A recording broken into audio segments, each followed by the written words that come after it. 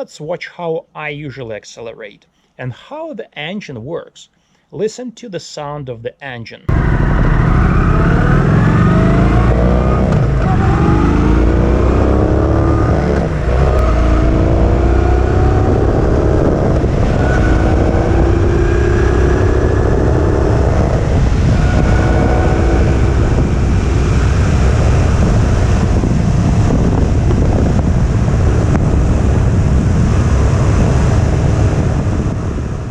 I accelerate to about 3700 RPM and only then switch the gears.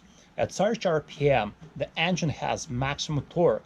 I accelerate to about 35 km per hour, then switch from the first to the second gear.